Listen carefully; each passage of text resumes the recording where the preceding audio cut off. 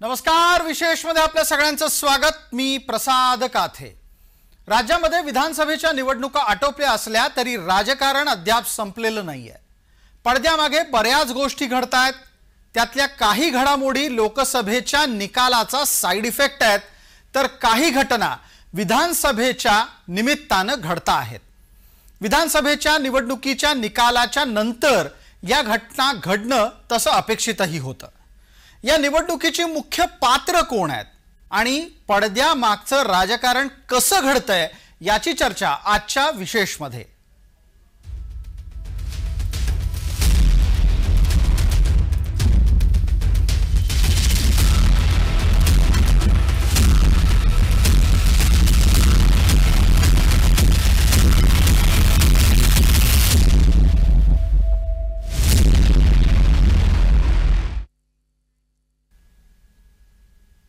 विषय आहे शरद पवारांचा, पवारांच्या सोबतीचा आणि त्यांच्या संगतीचा सुद्धा।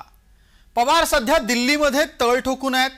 निमित्त राज्यसभेचं असलं तरी त्यांच्या इतरही हालचाली सुरू आहेत।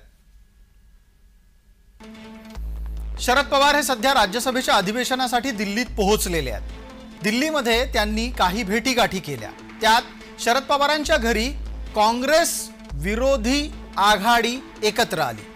प्रत्यक्षात ही भाजपा विरोधी आघाडी आहे, पण या भाजपा विरोधी आघाडीतून राहुलना बाहेर काढायची चर्चा पवारांच्या घरामध्ये घडली।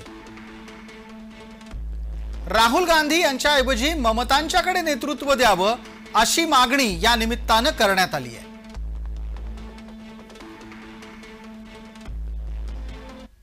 खरं तर इंडिया आघाडी निर्माण केली होती नितीश कुमार यांनी।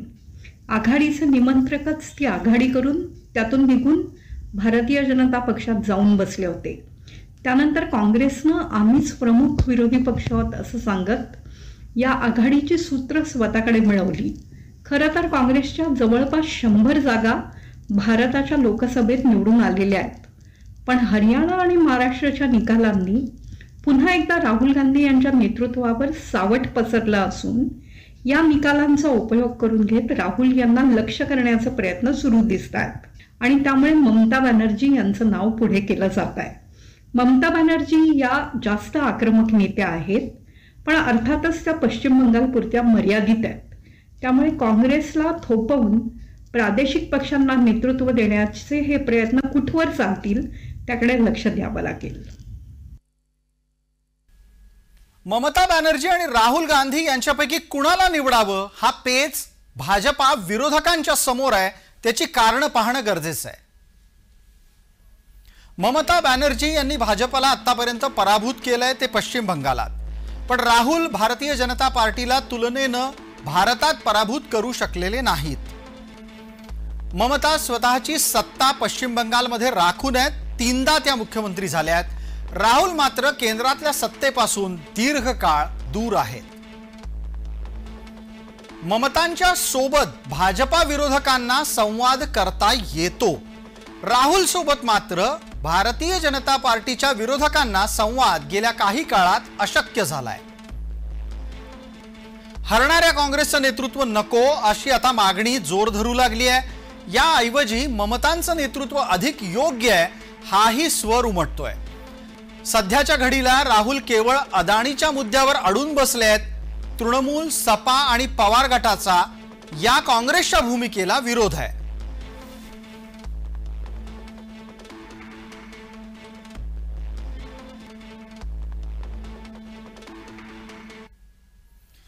या सगळ्या घडामोडीच्या दरम्यान आणखीनही काहीतरी घडलं।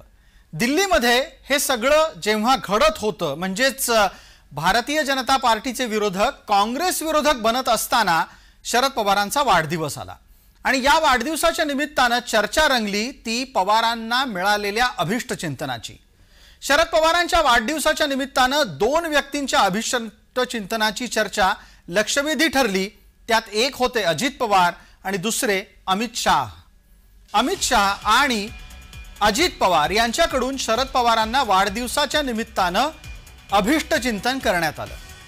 अजित पवार स्वतः काकाकडे पोहोचले आणि त्यांनी पवारांचे आशीर्वाद घेतले। ते दुसऱ्या बाजूला अमित शहांनी ट्विट केलं, म्हणजे सोशल मीडियावर आपली भावना व्यक्त केली आणि पवारांच्या वाढदिवसाच्या निमित्तानं त्यांना अभिष्टचिंतन केलं।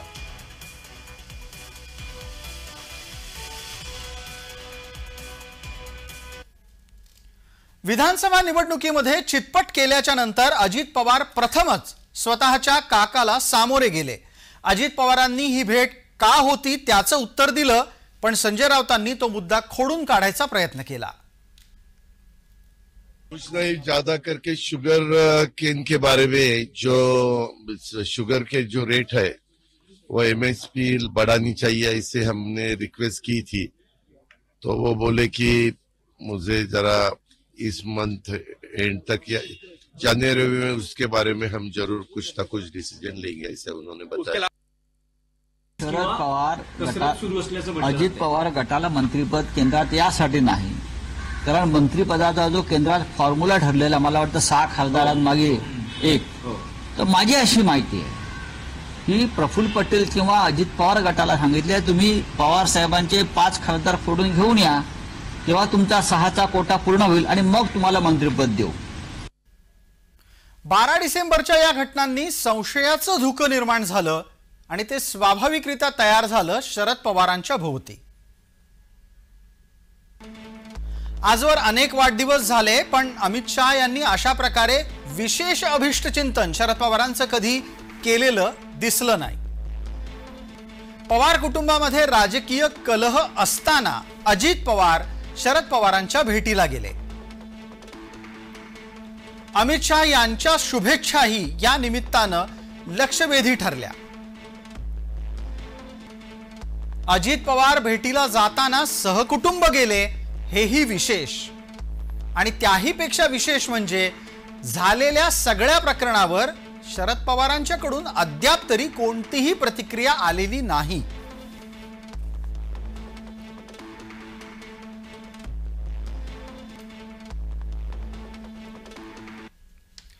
कहाणी इथं आता रंगतदार झाली आहे, त्याची कारण पहा।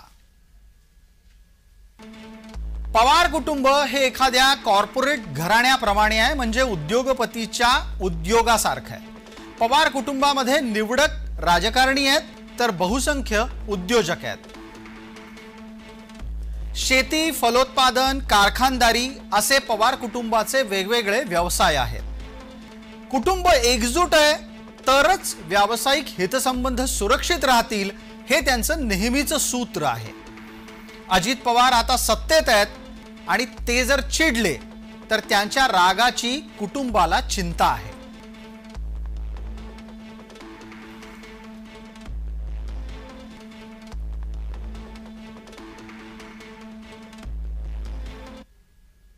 यापेक्षाही राजकारणात मोठी घडामोड ही शरद पवारांच्या समोर असलेल्या आव्हानाच्या निमित्तानं होती आहे। काल परवापर्यंत ज्या शरद पवारांची गरज अजित पवारांना होती, आता पारडं पलटलेलं दिसतंय आणि त्याच शरद पवारांना आता अजित पवारांची गरज निर्माण झाली आहे। अजित पवारांनी विधानसभेमध्ये काकाच्या शिवाय खणखणीत यश मिळवलंय। विधानसभेच्या 2024च्या निकालानं महाराष्ट्राचा दादा कोण याचा निकाल लागलेला आहे।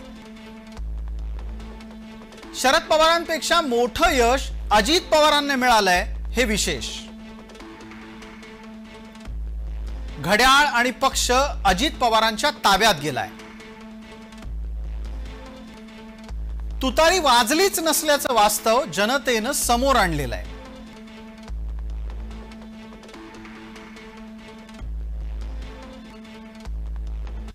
ज्या तडफेने अजितदादा पवारांनी वेगळी चूल मांडली, वेगळ्या पद्धतीने पुढे गेले आणि त्यांचं यश पण त्यांना मिळालं, त्या पार्श्वभूमीवर पुन्हा असं केलं तर मतदारांचं देखील कुठेतरी आपण मतदारांना गाफील ठेवतो किंवा मतदारांची दिशाभूल करतोय असं देखील होईल। कदाचित पुढे आणखी काहीतरी वेगळं घडलं तर पुन्हा हे सगळं विभक्त होणे, पुन्हा संयुक्त येणं, हे मतदारांची दिशाभूल करणं, मतदारांना त्यांच्या मताची किंमत करत नाही आहोत असं घडेल असं मला मोकळेपणाने वाटतं। या राजकीय नाट्यामध्ये एक महत्त्वाचा घटक आहे, तो आहे सुप्रिया सुळेंचा। महाराष्ट्र विधानसभेच्या निवडणूक निकालानं सुप्रिया सुळे यांच्या समोर वेगळीच आव्हानं उभी ठाकली आहेत. ती कोणती ते पहा. संग्राम थोपटे आणि हर्षवर्धन पाटील हरल्यानं बारामतीच्या लोकसभेचं गणित आता बदललंय. इंदापूर आणि भोर मतदारसंघात अजित पवारांचे समर्थक विजयी झालेले आहेत. बारामती लोकसभेमध्ये सुप्रिया यांचा विजय भोर आणि इंदापूरच्या मतदारांमुळेच आत्ता झाला. लोकसभेच्या पुढच्या निवडणुकीत जिंकण्याच्यासाठी सुप्रिया सुळे यांना अजित पवारांची मदत लागणारच. लोकसभेत मुलीचा विजय शरद पवारांच्यासाठी अत्यंत जिव्हाळ्याचा विषय आहे. अजित पवारांची साथ नसेल तर बारामती लोकसभा जिंकणं हे आता यापुढे सुप्रिया यांच्यासाठी आव्हानात्मक असेल.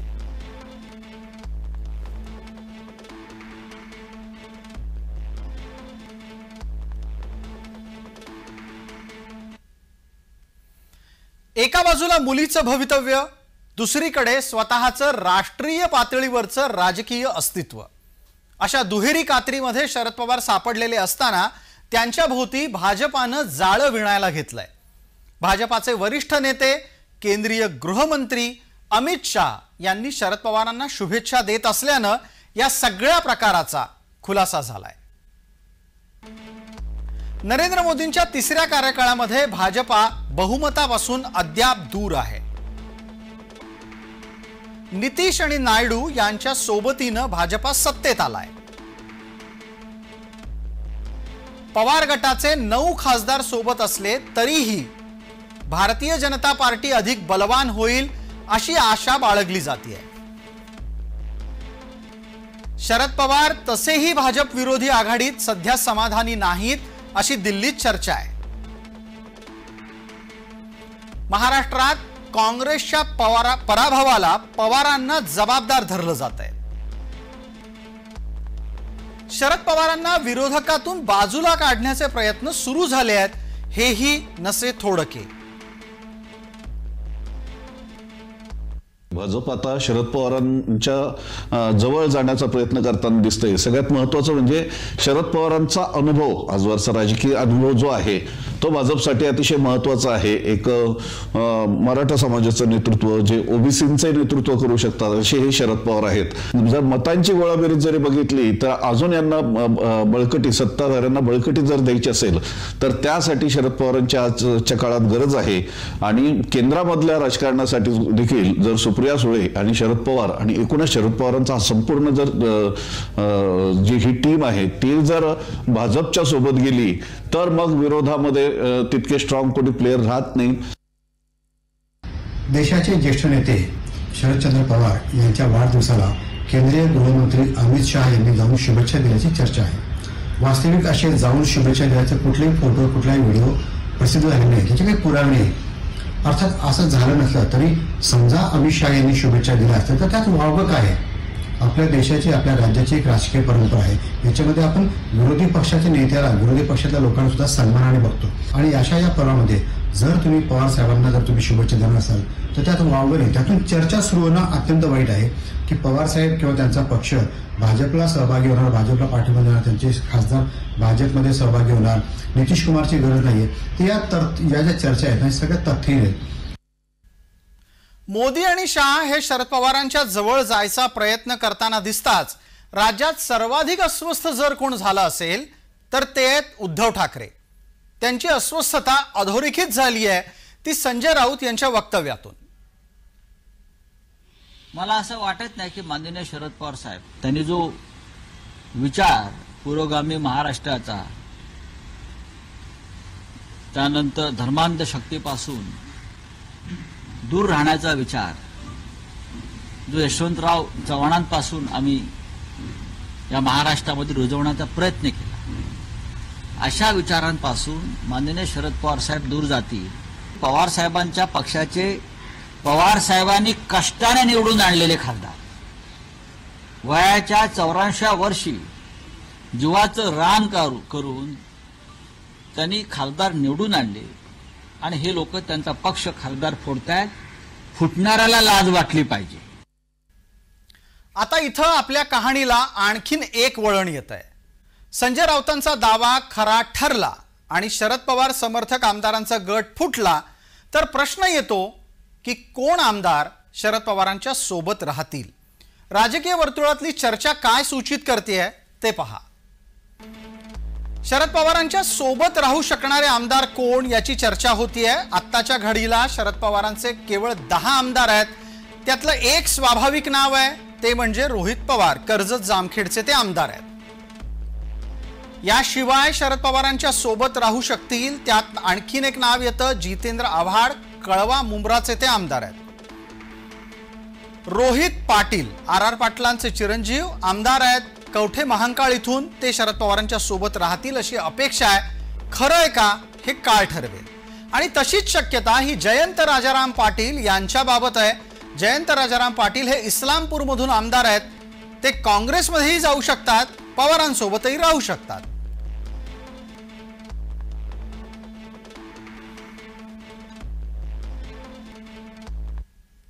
आता इतकं सगळं घडत असताना पवारांच्या बाबतीत हाही प्रश्न उपस्थित राहतो की नक्की राजकारणाच्या आणि वयाच्या या टप्प्यावर पवारांच्या समोर कोणते पर्याय उरलेले आहेत। पवारांच्या समोरचा स्वाभाविक पर्याय आहे की स्वतः निवडणूक न लढण्याच्या भूमिकेवर ठाम राहणं। पुढचा पर्याय आहे सुप्रिया सुळे यांना भविष्यामध्ये राज्यसभेत पाठवण्याचा शब्द अजित पवारांकडून घेणं। अजित पवारांनी अटी मान्य न केल्यास भाजपाच्या सोबत जाऊन अजित पवारांना आव्हान देणं, हा पर्याय सुद्धा पवारांच्या समोर आहे। आणि अगदीच काही शक्य झालं नाही, म्हणजेच सगळंच अशक्य असेल तर स्वतःचाच गट काँग्रेसमध्ये विलीन करण्याचा एक पर्याय पवारांसमोर असू शकतो।